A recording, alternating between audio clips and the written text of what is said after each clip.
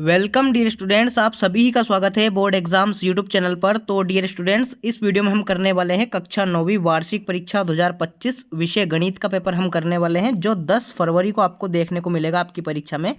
तो इस वीडियो में हम गणित का पेपर करने वाले हैं कक्षा 9वीं का। तो आपको वीडियो को एंड तक वॉच कर लेना है। साथ ही में अगर आपने हमारे यूट्यूब चैनल को अभी तक सब्सक्राइब नहीं किया है तो आप हमारे यूट्यूब चैनल को सब्सक्राइब कर लीजिए, ताकि ऐसे ही वीडियोज़ की नोटिफिकेशन सबसे पहले आपको मिलती रहे। ठीक है, बचे हुए पेपर्स जितने भी हैं आपके, चाहे वो विज्ञान, सामाजिक विज्ञान, अंग्रेजी का हो, तो उनके वीडियोस भी आपको इसी यूट्यूब चैनल पे देखने को मिलेंगे। तो आप हमारे यूट्यूब चैनल को सब्सक्राइब कर लीजिए। ठीक है, चलिए तो बिना किसी टाइम को वेस्ट किए शुरू करते हैं। कक्षा 9वीं वार्षिक परीक्षा 2025 मैथमेटिक्स का हम पेपर करने वाले हैं।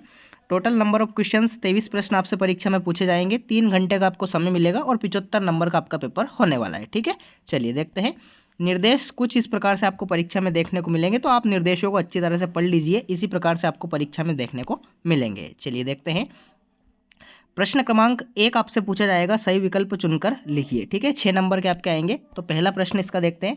समीकरण 5y - 2x = 3 का कैसा हल है, आपको बताना है। ठीक है, तो जब आप इस समीकरण को हल करेंगे तो आपको यहाँ से x का भी एक मान देखने को मिलेगा, साथ ही में y का भी एक मान देखने को मिलेगा। ठीक है, तो इसलिए इस समीकरण का कैसा हल हो जाएगा, इस समीकरण का एक अद्वितीय हल हो जाएगा, यानी कि अ ऑप्शन आपका इस क्वेश्चन का करेक्ट आंसर रहने वाला है। ठीक है, ए ऑप्शन आपका इस क्वेश्चन का सही उत्तर हो जाएगा। ठीक है, अगला देखते हैं। दूसरा आपसे पूछा गया है, पाइथागोरस प्रमेय किस त्रिभुज के लिए प्रसिद्ध है। ठीक है, तो आपके 4 ऑप्शंस दे रखे हैं। तो आपको पाइथागोरस प्रमेय पता होगा कि एक समकोण त्रिभुज में लगती है, जिसमें 90 डिग्री का एक एंगल होता है। ठीक है, समकोण त्रिभुज में तो आपने पाइथागोरस प्रमेय पढ़ी होगी। तो इसमें आपका राइट आंसर क्या जाएगा, समकोण त्रिभुज, यानी कि द ऑप्शन आपका इस क्वेश्चन का करेक्ट आंसर रहने वाला है। ठीक है, नेक्स्ट देखते हैं।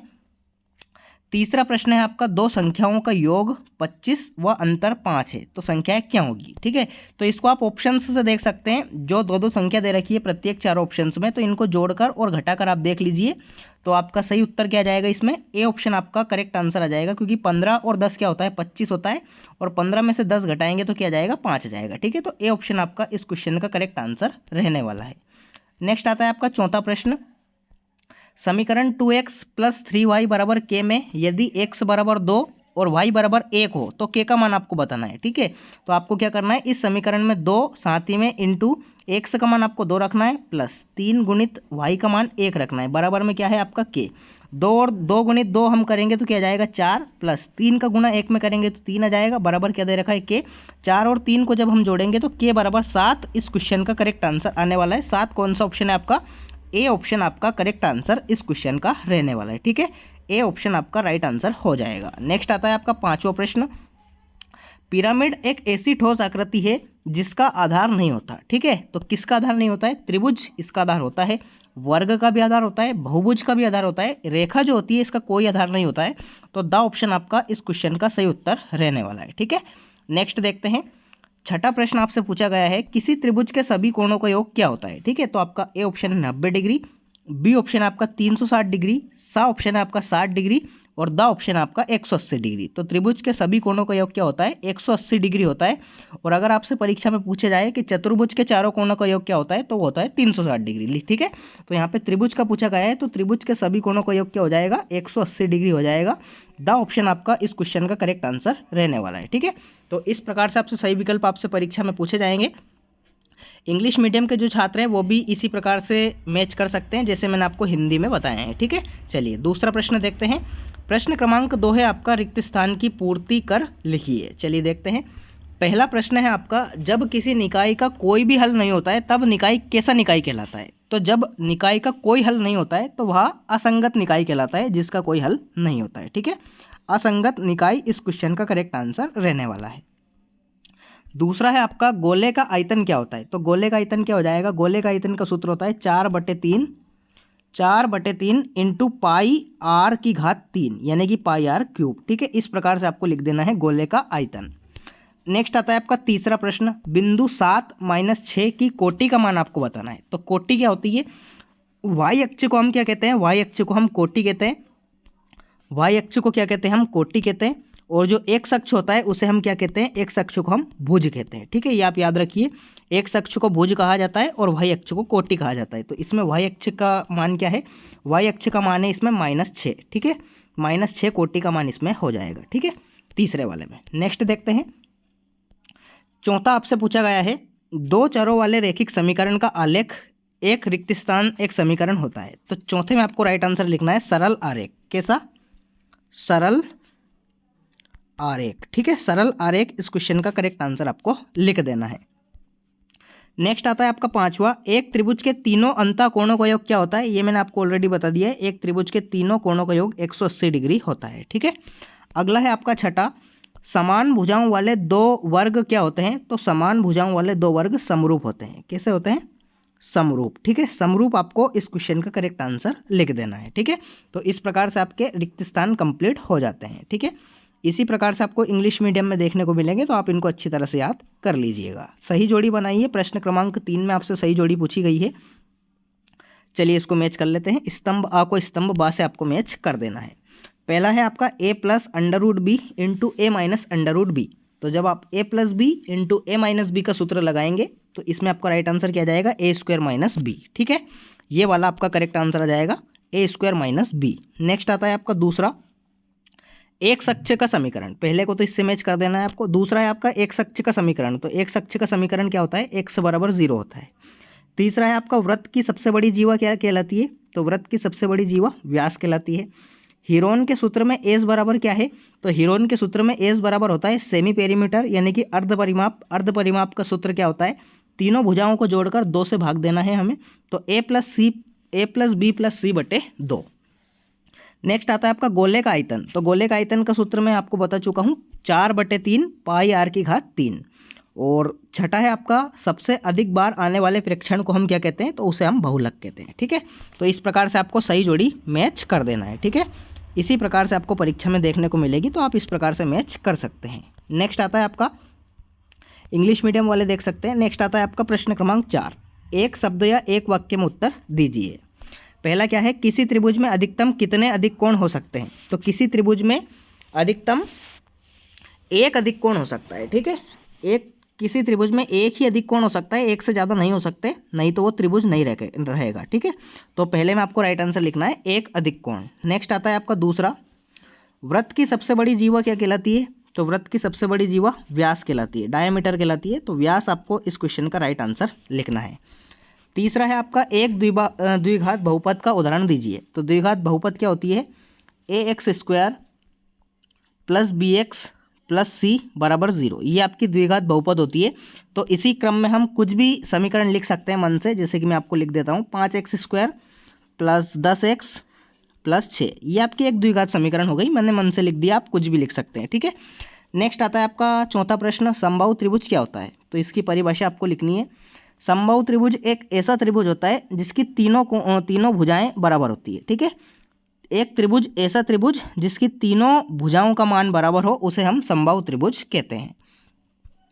पांचवा आता है आपका दीर्घ वृत्तखंड में आंतरिक कोण कैसा होता है। तो दीर्घ वृत्तखंड में आंतरिक कोण अधिक होता है। क्या लिखना है आपको, अधिक होता है। ठीक है, अधिक आपको लिखना है इसमें। नेक्स्ट आता है आपका बहुलक ज्ञात करना है आपको इन आंकड़ों का, 3, 5, 4, 4। तो बहुलक क्या होता है आपको पता है, बहुलक होता है कि प्रेक्षणों में जिसकी सबसे अधिक बार आवृत्ति होती है उसे हम बहुलक कहते हैं। तो यहाँ पे 4 देखिए 3 बार आया है, इसलिए इसका बहुलक क्या हो जाएगा, 4 हो जाएगा। ठीक है, इसका बहुलक क्या हो जाएगा, 4। तो 4 इस क्वेश्चन का राइट आंसर आपको लिख देना है। तो इस प्रकार से आपके एक शब्द या एक वाक्य में उत्तर कंप्लीट हो जाते हैं। इंग्लिश मीडियम में भी दे रखा है आपका, तो आप इनको कर सकते हैं। नेक्स्ट आता है आपका पांचवा प्रश्न, सत्य का चयन करके आपको लिखना है। चलिए देख लेते हैं। पहला है आपका एक अक्ष की भुजा सदैव शून्य होती है।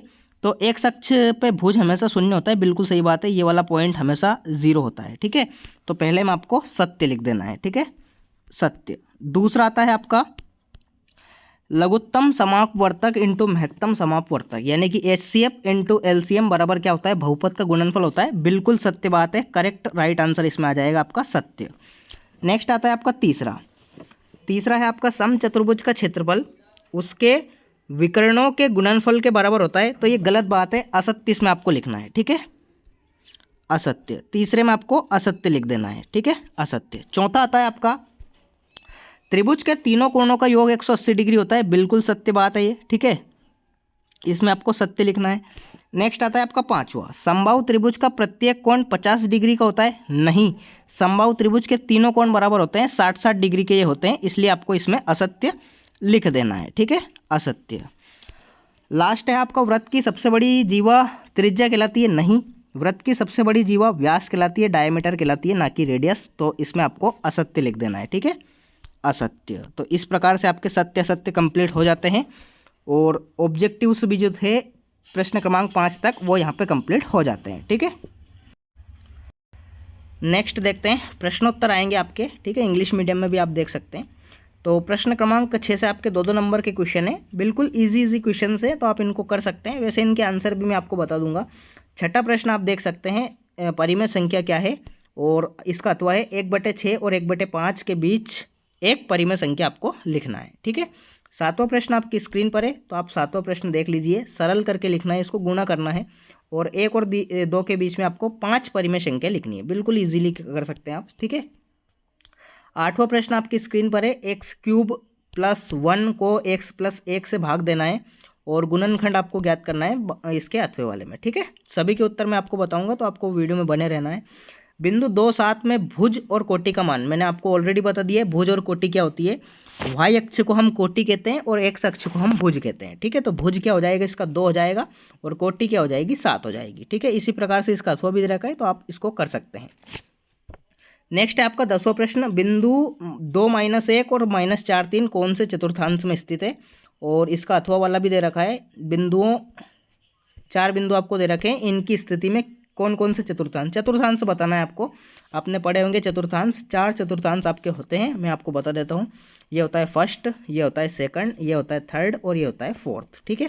4 चतुर्थांश होते हैं, इसमें दोनों प्लस के होते हैं, आपने पढ़ा होगा। इसमें माइनस प्लस होता है, ठीक है, इसमें दोनों माइनस के होते हैं, इसमें प्लस माइनस होता है, ठीक है। बिल्कुल इजीली आप कर सकते हैं।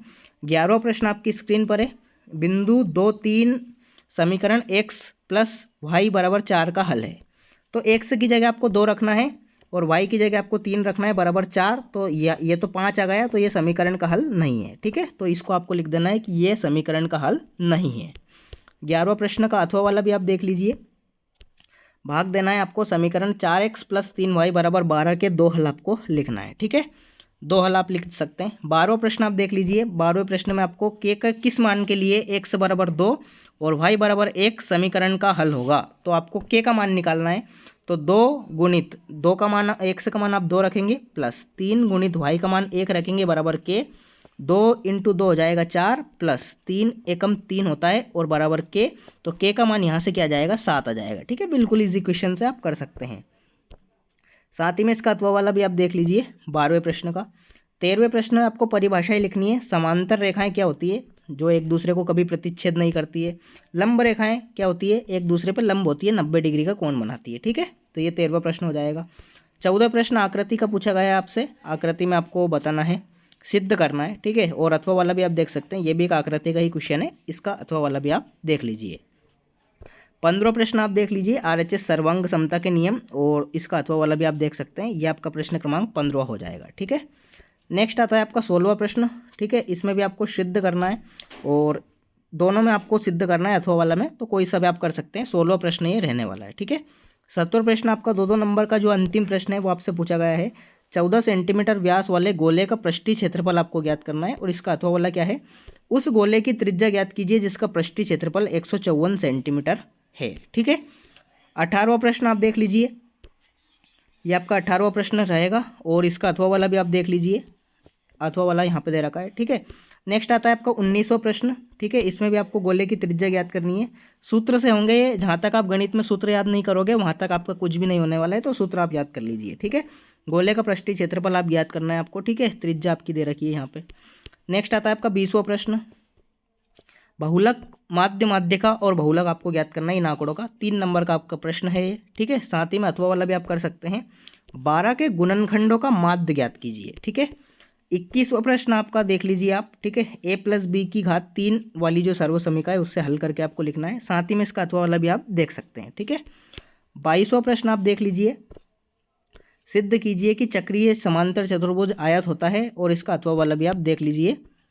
सिद्ध करियो कि चक्रीय चतुर्भुज के सम्मुख कोणों का योगफल 180 डिग्री होता है। ठीक है, 23वां और अंतिम प्रश्न आपकी स्क्रीन पर है, तो आप इसको अच्छी तरह से याद कर लीजिए। ये आपका 23वां प्रश्न हो जाएगा। ठीक है, चलिए तो कुछ क्वेश्चंस के आंसर मैं आपको बता देता हूँ। चलिए देख लेते हैं कुछ क्वेश्चंस का आंसर। वैसे सारे क्वेश्चंस बिल्कुल इजी है, आप इनको कर सकते हैं, लेकिन मैंने आपको कुछ कुछ सॉल्यूशन भी यहाँ पे प्रोवाइड करा दिए हैं। 7वें प्रश्न का जो सॉल्यूशन है वो आपकी स्क्रीन पर है। आपको इनका गुणा करना था, तो 5 का गुणा 3 में करेंगे, 5 का गुणा 2 अंडर रूट 2 में करेंगे, फिर आपका अंडर रूट 7 का गुणा 3 में करेंगे, और अंडर रूट 7 का गुणा 2 प्लस अंडर रूट 2 में करेंगे, तो आपका आंसर एक लाइन में निकल के आ जाएगा। ठीक है, 8वें प्रश्न का मैं आपको भाग देना था। ठीक है, तो 8वें प्रश्न में शेषफल 0 बचेगा, ये आप देख लीजिए। ठीक है, एक्स की घात 3 प्लस 1 को भाग देना था आपको x प्लस 1 से, तो भाग कर सकते हैं आप। 8वां प्रश्न गुणनखंड वाला जो था इसका अथवा वाला, वो भी आप देख लीजिए। इस प्रकार से आपको गुणनखंड करना है। ठीक है, 7वां प्रश्न जो था व्यास बराबर 14 सेंटीमीटर, तो त्रिज्या इसकी आधी हो जाएगी। गोले का पृष्ठीय क्षेत्रफल का सूत्र आप याद कर लीजिए, मोस्ट IMP है ये, 4 पाई आर स्क्वायर। ठीक है, 4 पाई आर स्क्वायर होता है गोले का पृष्ठीय क्षेत्रफल। केवल सूत्र में आप मान रखना है, और 616 सेंटीमीटर स्क्वायर आपका राइट आंसर आ जाएगा। ठीक है, और 19वां प्रश्न भी आप देख लीजिए। गोले का पृष्ठीय क्षेत्रफल, इसमें भी आपको लगाना था, त्रिज्या निकालनी थी इसमें आपको। ठीक है, 154 आपको ऑलरेडी दे रखा था, त्रिज्या राइट आंसर निकल के आ जाएगा आर बराबर 3.5 सेंटीमीटर। ठीक है, तो इस प्रकार से कुछ क्वेश्चंस के सॉल्यूशन मैंने आपको बता दिए हैं। अगर आपको डाउट है तो कमेंट बॉक्स में कमेंट करके ज़रूर बताइए। साथ ही में आप हमारे यूट्यूब चैनल को सब्सक्राइब जरूर कर लीजिए, ताकि ऐसे ही वीडियोज़ की नोटिफिकेशन आपको मिलती रहेगी। ठीक है, तो मिलते हैं अगले वीडियो में, तब तक के लिए टाटा बाय बाय, जय हिंद, वंदे मातरम।